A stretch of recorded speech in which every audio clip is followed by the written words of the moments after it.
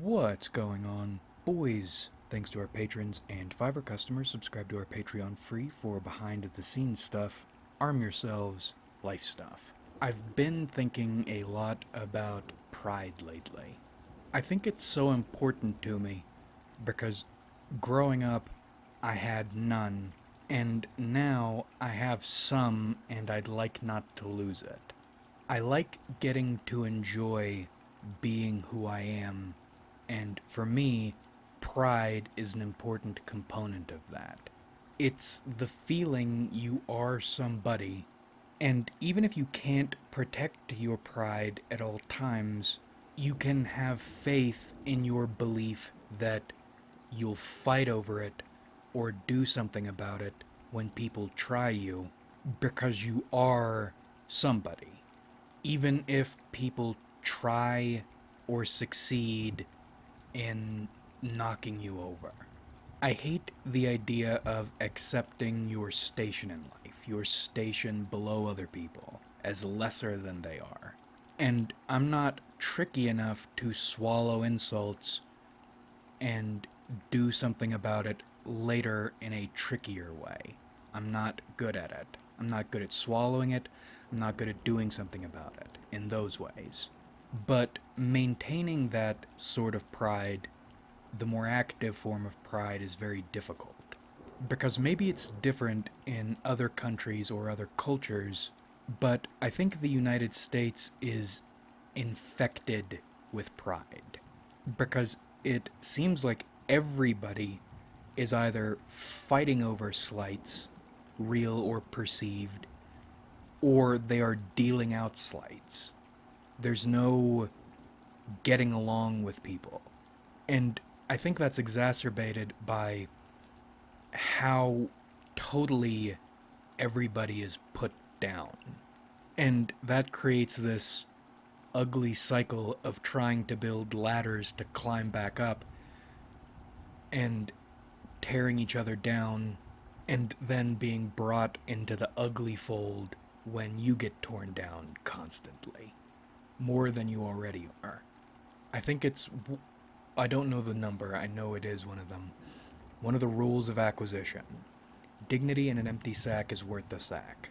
Pride feels like a trophy made out of some kind of metal that rusts very easily. It doesn't do anything other than maybe look pretty to you, but it costs constant and difficult, pricey maintenance. And why do you do the maintenance? Why do you pay the price? Because it allows you to feel like you exist. But keeping it up is painful. I think pride is also the idea, or why it's so important is it's the idea not just that you're somebody, but also the hope or the dream because you're somebody, you could become even more. And if you let your pride get shattered or taken, then you lose the idea you could do anything because you've allowed people to destroy or steal your pride from you. So when you're lugging pride around, you're in a confusing and difficult spot. Because pride alone does nothing for you, but if you don't have it, then at least you feel like you can't do anything else. Or you'll never get anything else, or you aren't worth anything else. And I understand that's not the case. People without pride, people without dignity, get very far, they accomplish a lot.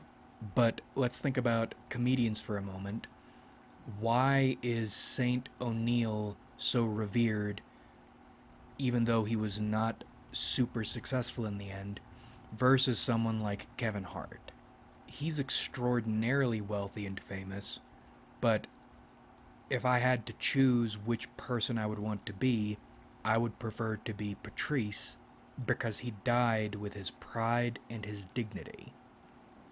He wasn't lesser than anybody else in non quantifiable terms, even though so many other people were above him materialistically. But if you do want to succeed materialistically, unfortunately, you need to think hard about your pride.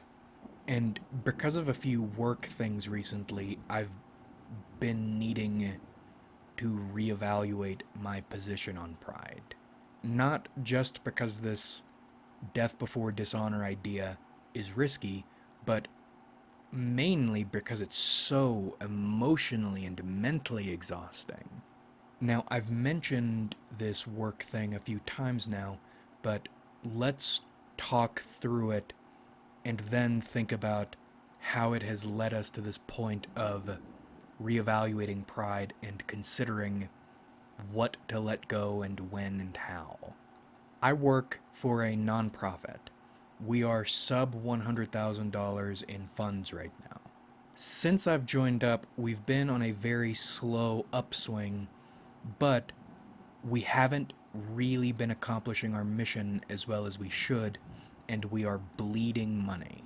Now, I think that's primarily because of our location. The facility.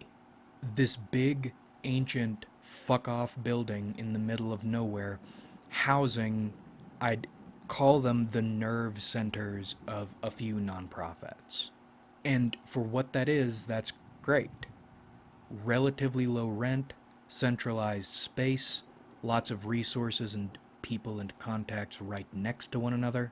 But it's very, very bad for publicity and therefore donations and funding, and even just general awareness, public awareness, if this is your only spot.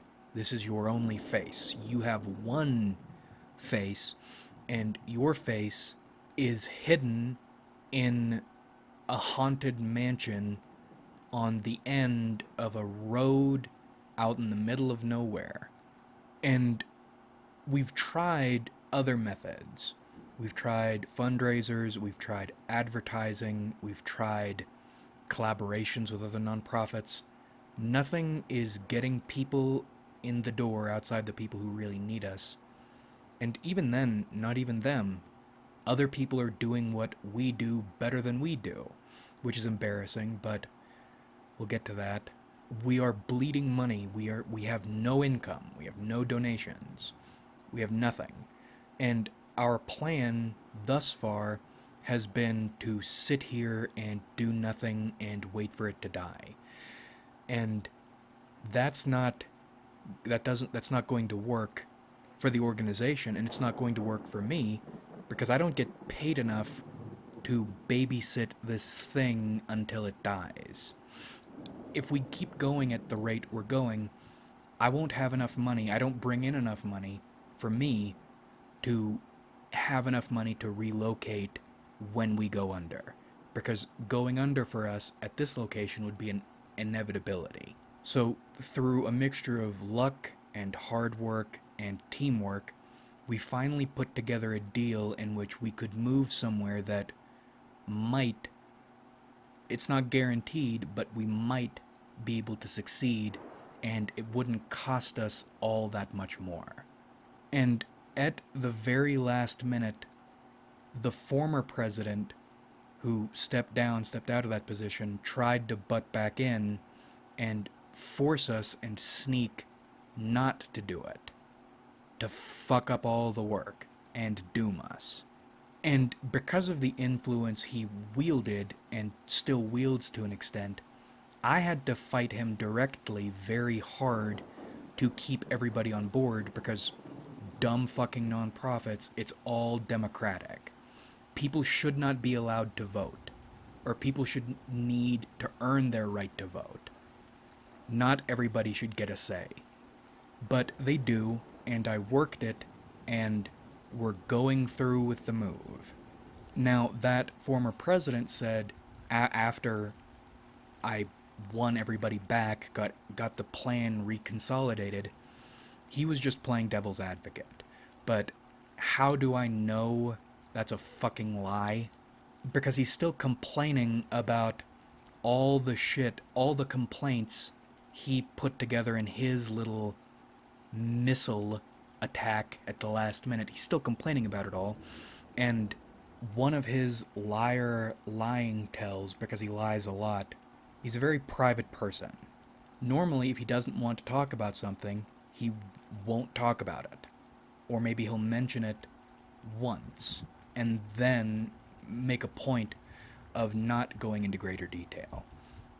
When he's lying to somebody, and I've watched him do it with so many other people, when he lies to them, every time he gets the chance, he will bring up that lie to them and try to reconvince them of the lie after he's already gotten away with it.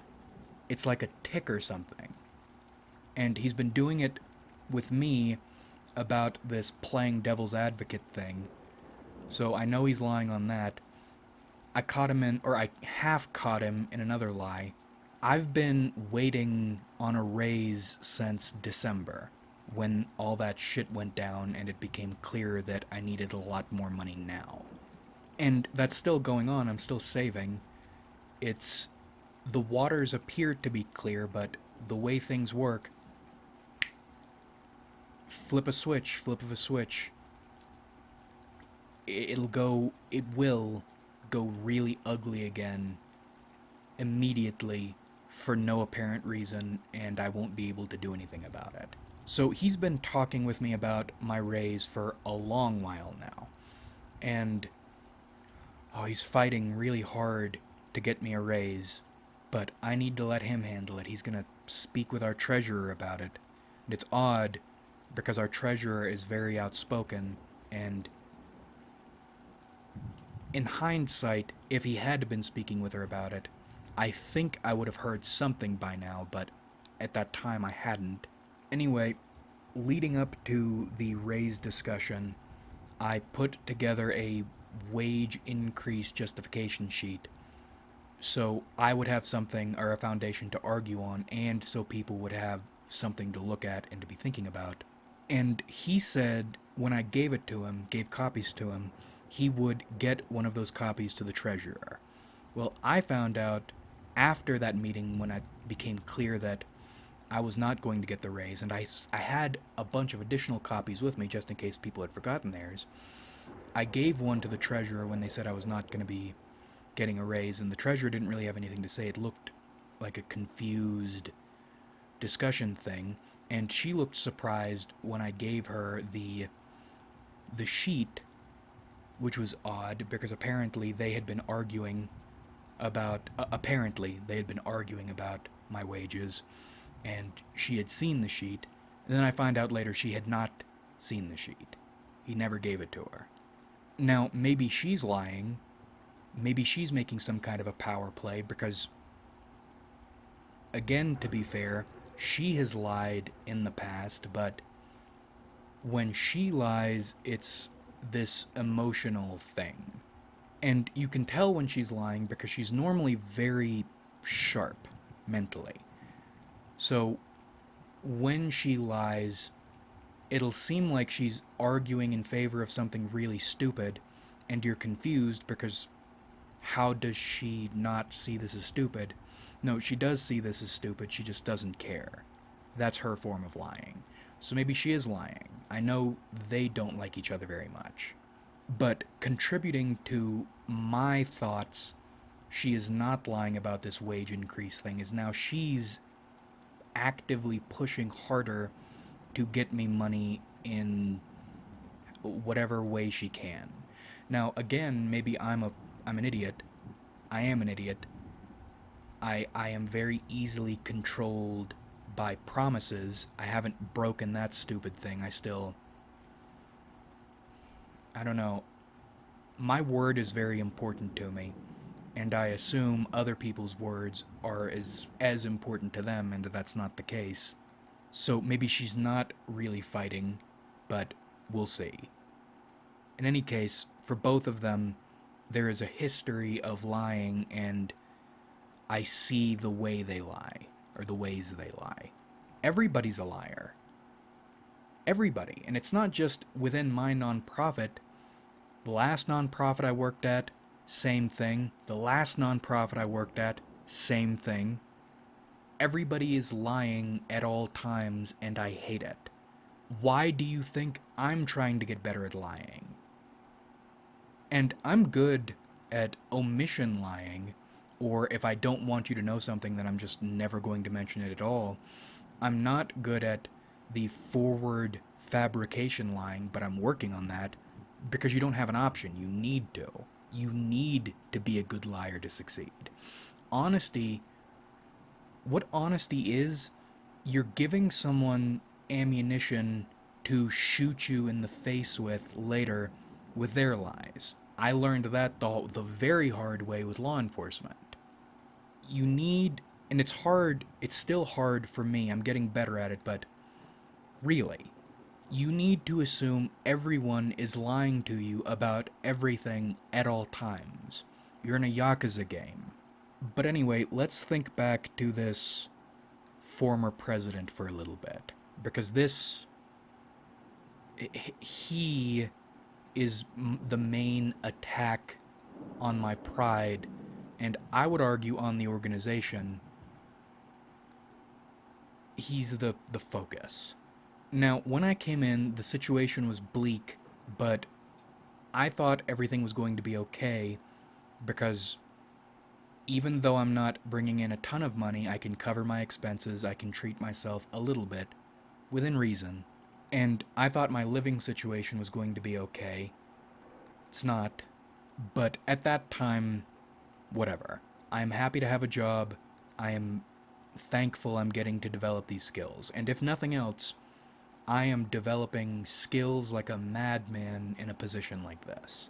Now, because our organization has died multiple times, that's another thing to mention. Our organization, the specific charity we perform, we are the oldest in our entire state. That's something I take pride in. I'm proud to be part of. We incorporated officially in the 70s, and I still have that original document, but we have records going all the way back to the 50s. It's wild. But our organization has died and revived quite a few times over the years, always with different leadership, but always still with this, I don't want to say reverence because it's not reverence. It's more like an affection that grows on you toward the founders because they were weirdos, but they were trying to do something really good. And despite how far we've fallen during the golden years, they were doing a lot of good. They were doing a lot of good. But anyway, we're on our very last legs. And this former president who recently stepped down was the one who reinvigorated this organization this last time. But because the organization was basically dead, although there was a board, none of them were especially involved, and nobody was committed, there was no momentum. So he did most of the heavy lifting. And because giving people the right to vote is such a terrible idea, he needed to go behind their backs to do things very often. Keep them out of it until something needed to be voted on, and when something needed to be voted on, they were instructed to vote on this thing. But otherwise, it was all done cloak and dagger style. And that was still the situation when I got in, and it's been the situation pretty much the entire time I've been here, except now, instead of just him doing the work and sneaking around, I'm helping with the work and not making a fuss when he sneaks around. To my credit,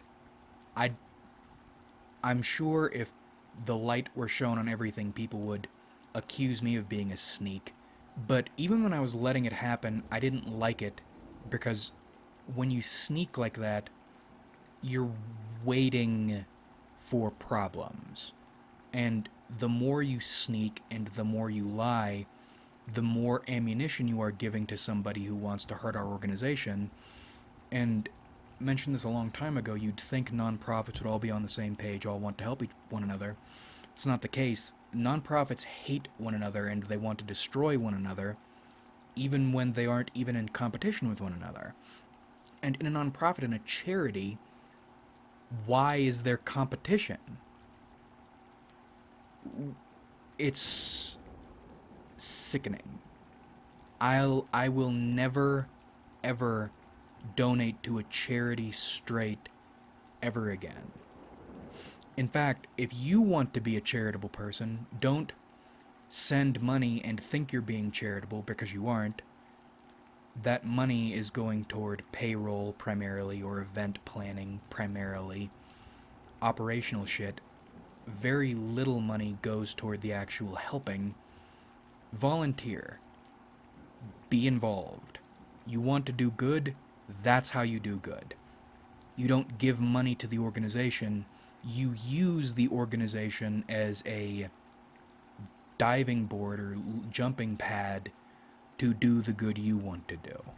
And that's within charities that are really trying to do the right thing or the good thing. And that's one thing I will say about our charity. One of the reasons we have such big money problems is we do lose a lot of money trying to do the right thing according to the founders' names and their wishes. But that doesn't change the fact we're a shit show. Normal nonprofits trying to do the right thing are also shit shows. And that's like saying there is a such thing as a good nonprofit. We've said it before, we'll say it a million times. Most nonprofits, corporation donates lots of money to some charity or foundation for tax purposes, and then what does that charity or nonprofit or foundation do? They hire contractors to do works or big projects, and those contractors are usually owned or affiliated with that corporation or that wealthy individual in some way. It's nothing has happened really other than some workers got paid in the middle and some wealthy granting organization got a big tax break. That's the way most nonprofits work. It's why they're so corporate. You go into a nonprofit, you expect people to be hippies. It's all yuppies. Anyway, so his mode of being has been sneaking. And he likes to sneak, he likes to lie, he's a control freak, he likes to think, and I'm not saying he's not smart, but he likes to think he's a lot smarter than he is. And we got along because I didn't fight him on anything, because I'm here to learn and here to get paid, and I don't need to fight for more money or anything. And at the time, I wasn't super invested in the organization. And with his methods, he had a point, because the board wasn't going to be involved. If we needed the board, or if we tried to rely on the board, heavily on the board, or all on volunteers to get anything done, it wouldn't happen. And then with the control freak stuff, fine, I might not agree with it, but right now, or in this situation, it's really not worth fighting over. And all the while, this entire time, he's been complaining about the board, criticizing the board for not being involved, and I agreed with him on it. They did very little, but at the same time, can you blame them? They aren't allowed to be involved, and our organization sucks. So he decided to step down. He's tired of being president, he's tired of doing all this work, he's an old man, this and that, and it's time for other people to step up. And for some reason, instead of stepping down and remaining as a board member, he stepped down and gave away his right to vote. But he wants to stay involved. I'm not sure what the game plan was on that, because I don't know if that was some kind of play to try to get more power, to try to get people to beg him to come back and then give him even more power in the bylaws. The stated reasons are not wanting to do the work and wanting other people to step up, but why, if that's your goal, to try to get other people involved and get other people into controlling positions, do you continue to try to be in control? And that's what I thought then, but I think it even harder now, because to everybody's surprise, even the people who did step up, people stepped up. Everyone left got a lot more involved. And they started getting even more people involved. We started building that momentum the moment he stepped out of the way. And now he's stepping in again to try to control everything. Because while he's not technically a member of the board or a voting member of the board, he is the head of a committee that basically controls all of our day to day operations. And he can be removed, he can be voted out, but that would require a vote. So he retained a lot of power for himself, and now that people are getting more involved, he has a big issue with it. And that trying to stop the move from going through thing, that hurt me personally. That felt like a very big betrayal. That felt like even more of a betrayal than this money thing, because what are you doing? Someone a while ago, within the, let's say, outer rings, mentioned it feels like he wants this organization to fail. And I thought about that, but I didn't give it a tremendous amount of credence because he was the one who revived it. Why would you put in all this work to revive something if your end goal is to run it into the ground?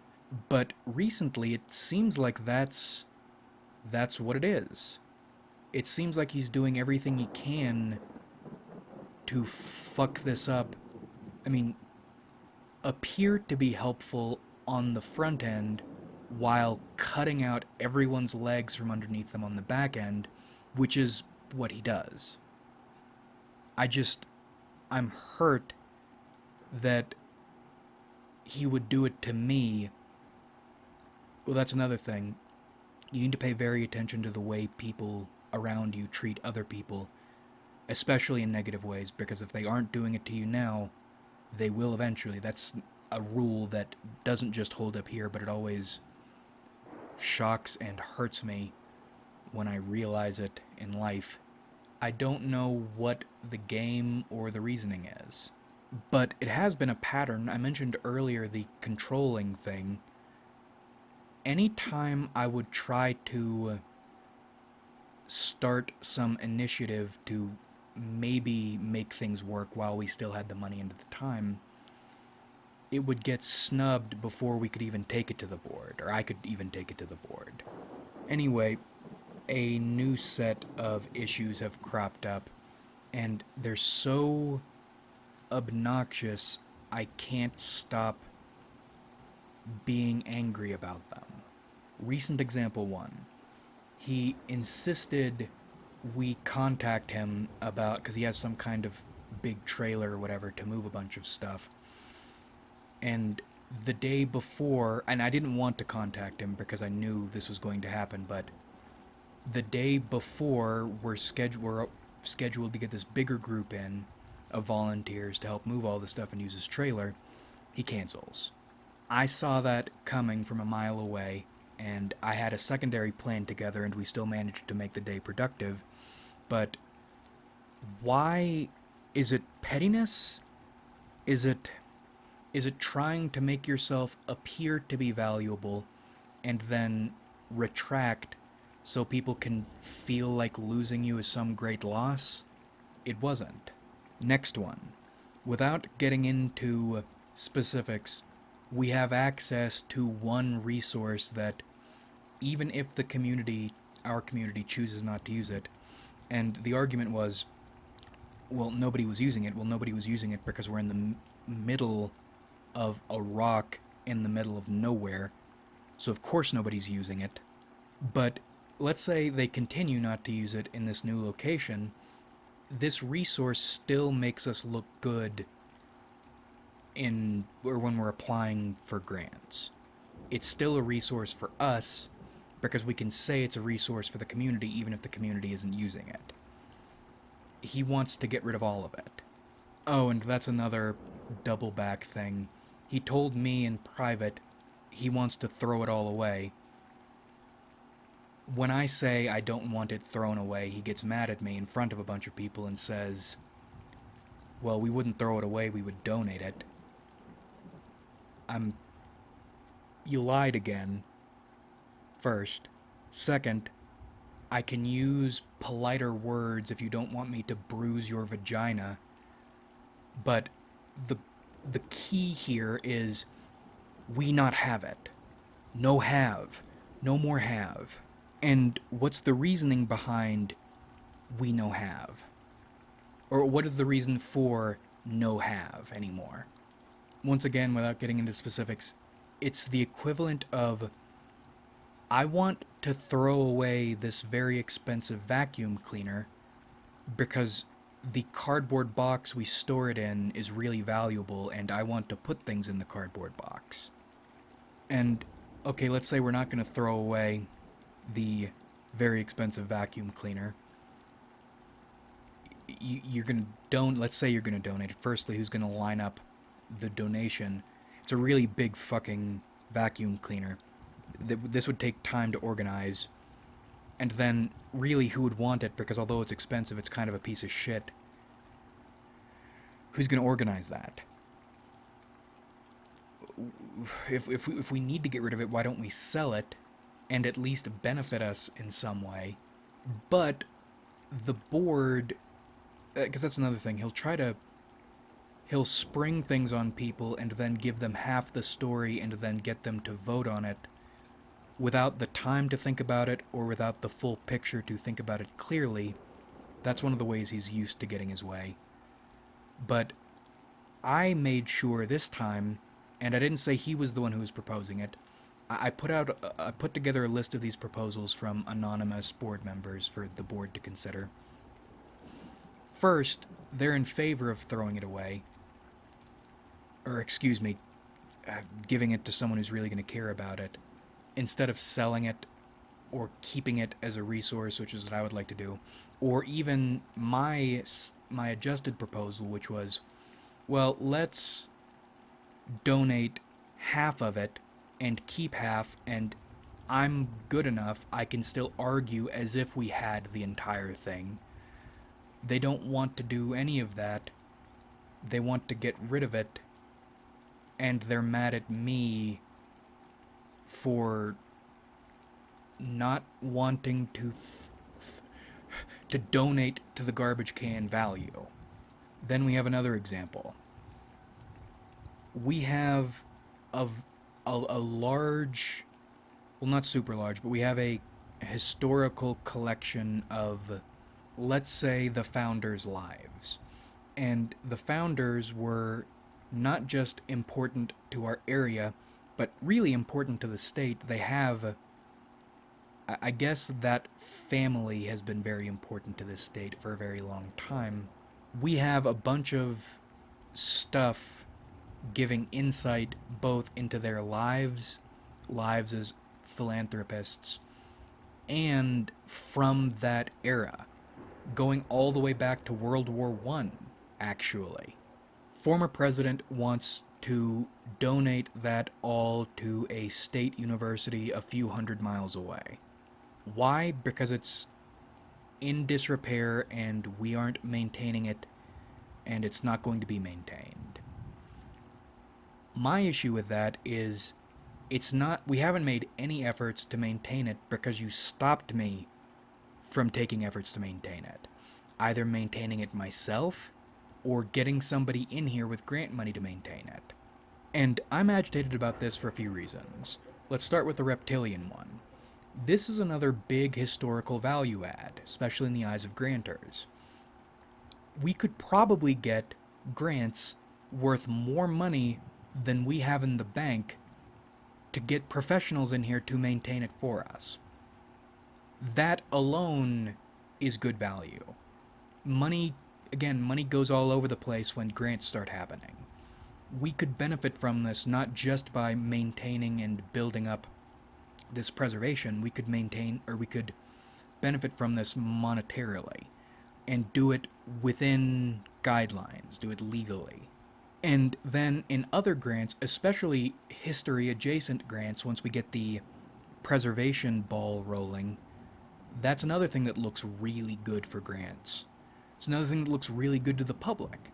It's another thing you can say you have and you maintain and you make available to people to inspire philanthropy in the entire world. But you don't want anybody to preserve it, but you're making the argument we should donate it to somebody who doesn't know them, doesn't care, so they can preserve it, even though we could, even with our resources right now, fuck grants, we could preserve what we have. We have the resources and the ability to do it. So we're gonna give it away because it's not being done, but you're stopping it. You've always stopped it from being done. What's going on there? Working in a nonprofit, working in a charity trying to help people and uplift people will turn you to fascism quicker than anything else will. And on that one, the board hasn't really made up its mind on that either. Oh yeah, and then on the more personal side, not just the reptilian money side, when I got into this organization, it felt weird almost living in the shadow of these people who people tell me are supposed to be great, but I don't really know them. I don't really know if they're great. But then you learn about them, and the things people love them for are not why I have come to appreciate them. I appreciate them because they're creeps. They almost feel like cultists, and it really feels like some really fucked up esoteric shit was going on with them, the more you look into them.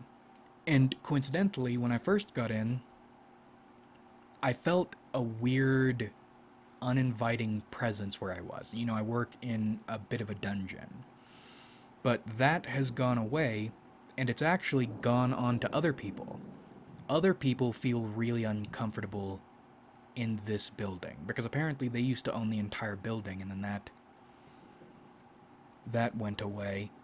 But now I'm essentially one of the only people in that facility that feels safe in there. Everybody else is jumpy, terrified of the weirdo lights, like ghosts are gonna come get them. Maybe they are gonna come get them. They aren't gonna come get me. The ghosts are on my side. The ghosts are creeps the same way I'm a creep. I think, or I like to think. So I feel a bit of a debt to them, to the original founders, to try to keep this going and to try to keep them, their essence, with us, because they're our founders and we owe them. We owe them at least the effort. And then there are a slew of other things that are not strictly right now related but have been going on for a long time. Like with the complaining about people not getting involved and people not working on anything, he reduces the number of things we do. And then did it again in a sneaky way, so we're doing almost nothing. While complaining about people not getting involved or people not doing anything. Complaining about professionalism, saying he wants everything to look very professional. When he can't spell, he does pompous speech.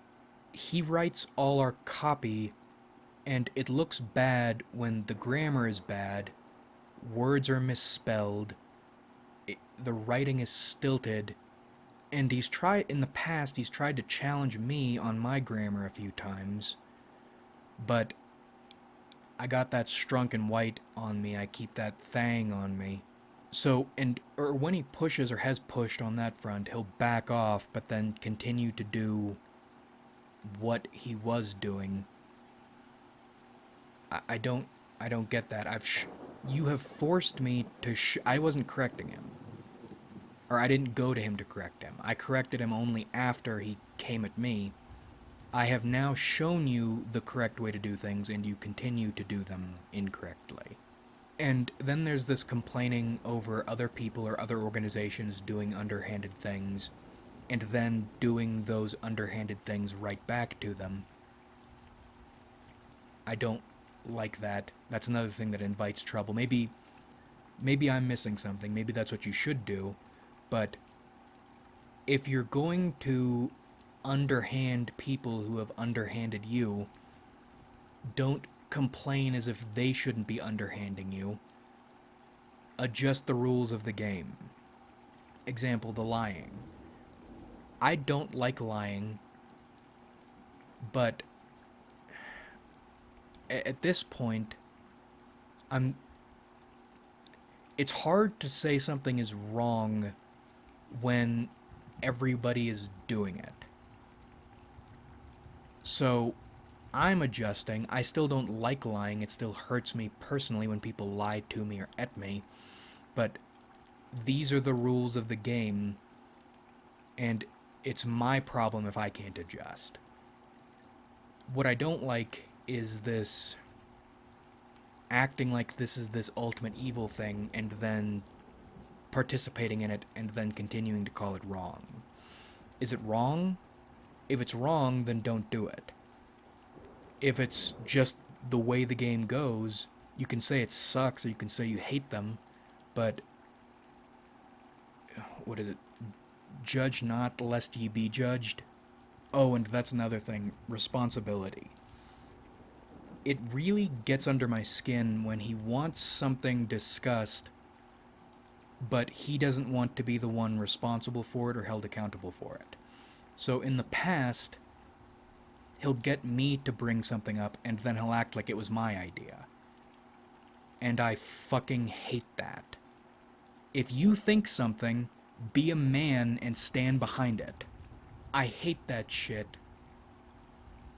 But it seems to work. That's another thing I don't understand. Most of the other people in the organization, board members or auxiliary volunteers or this or that, most of them are women, and they've been working with him longer than I have, and it seems like none of them have caught on to the way he does things. What's the deal with this? Is this a woman thing? Or is this or is the fact they haven't caught on just speaking the merits of the effectiveness of the way he does things? At least in the short term.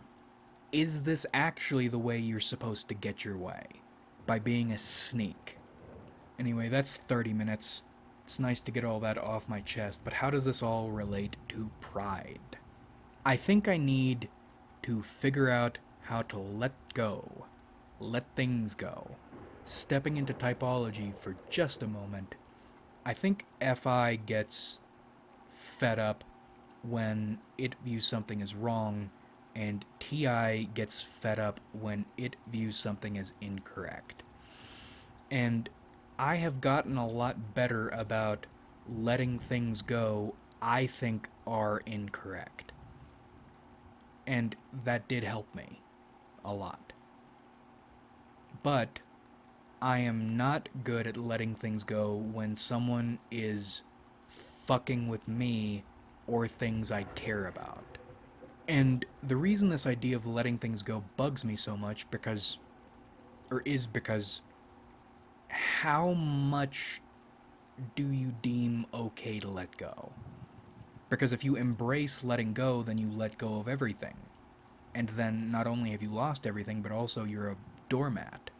But if you let nothing go, then you're in the position I'm in right now, which is spontaneous bruising on the arms, inability to sleep, freaky nightmares, and lots of anger. That one resource, the giant vacuum cleaner, fine. I think I have it in me to let that go.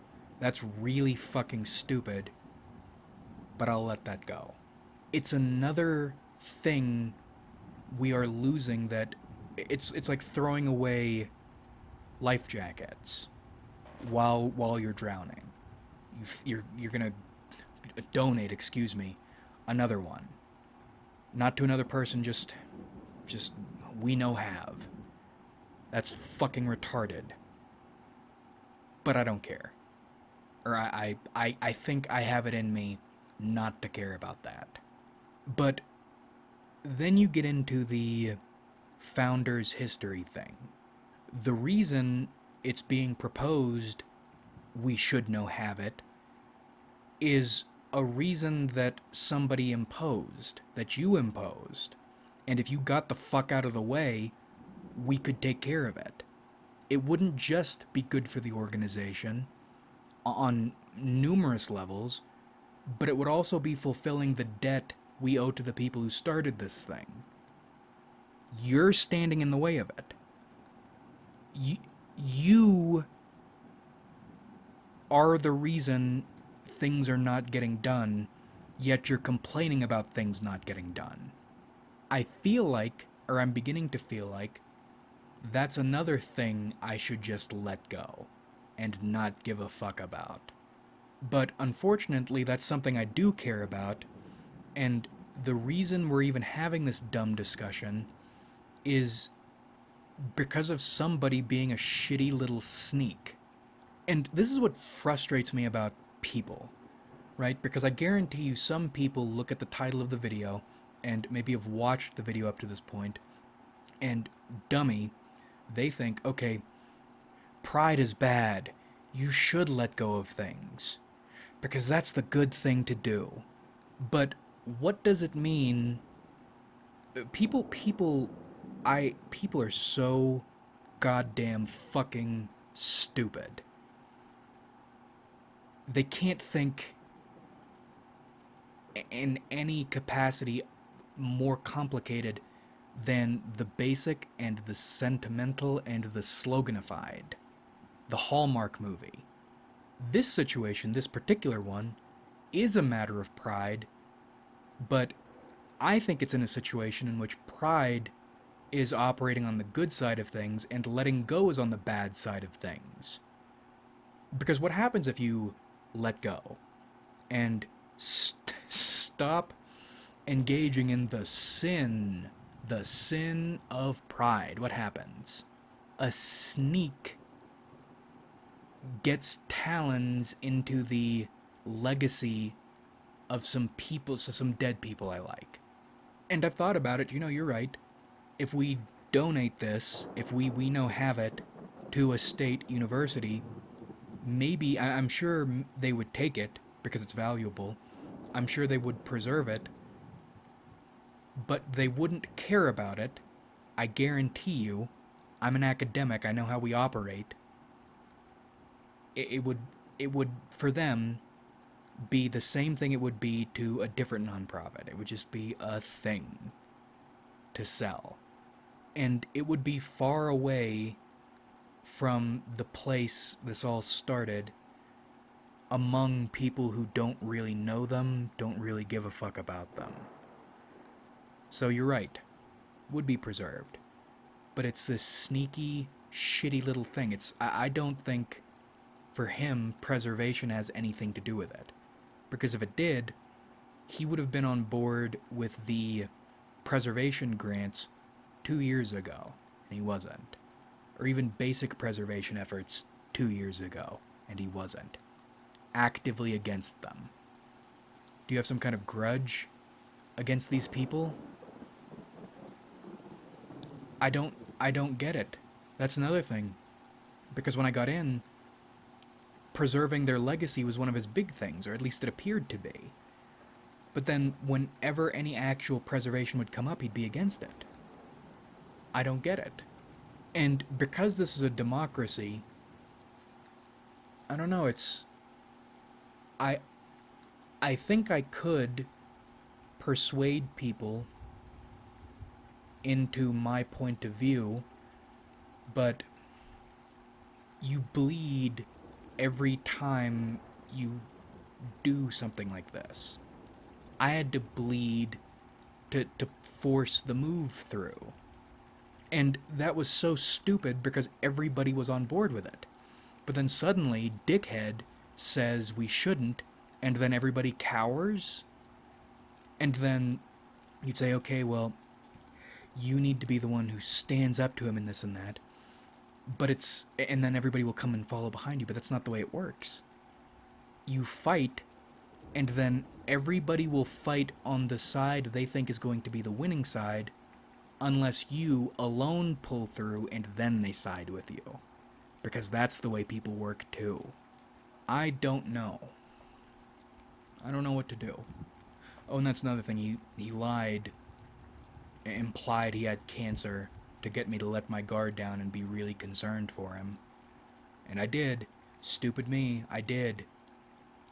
He mentioned losing lots of weight, so what did stupid me do? Took time, my personal time, and tried to write him this, essentially a bulking plan for a non-lifter to up his weight. And what was he doing while I was doing that? If you want to get anything done, if you want to succeed in any way, if you want to be somebody, not just to be somebody, but stand for anything that matters, it's like you need to kill the part of yourself that cares about things that matter. It's like you can't have or protect anything nice unless you have destroyed your ability to care about it or appreciate it. I don't like being a shitty person, but how else are you going to develop the muscle you need to protect things you care about that are good unless you become so sharp and so cold? It's not about giving something a chance or this or that. It's about knowing what the few things that should be protected and all the things that should be destroyed, frankly, with no, no something given for appearances. You need to know what something is at its core instantly and have the nerve and the power to act instantly. And it makes, or I question, letting go is supposed to be this really good thing, this selfless thing, this healing and growing thing. But when you look at letting go, what's really happening there? It's selfishness. When you let go, you take away or give away the responsibility, your responsibility to care about something. And in relation to pride, because I think that's the way letting go is usually framed, maybe that makes a little more sense, but even then, what are you without pride? Are you so humble and so selfless, you're not going to give a shit about the things you should give a shit about? I'm not sure. I think I'm most upset because this is another attack on the pride. I'm probably not really going to have a choice in this. My gut tells me I need to let go of this. And even because it's not just going to be letting go and a sneak getting their way, it's going to be petty shit going on there too. My gut says, let go. Stop the attachment. You're fighting for no reason. This is not going to benefit you in any way. Fighting never benefits you in any way. The smartest, most effective thing to do in this situation, I know, is letting go. And I hate it. Fuck, I hate it. And I don't think it's just about the pride. I think it's also the fact, if you want to succeed, I mean, you can talk all this fuck everything shit you want, but there's still part of you that wants goodness, that wants humanity, that wants decency. And people and reality at every turn force you into situations you can't be human, you can't be decent, you can't be good. So it's just a long line of losing your humanity piece by piece. So I think I'm going to try to let go, but I hate it. And I hate slogans, and I hate sentiments, and I hate people, and I don't understand why things need to be like this. All I can hope is there is a seat at the Archon's table for me one day. That's what I want. Like if you enjoyed, subscribe if you haven't.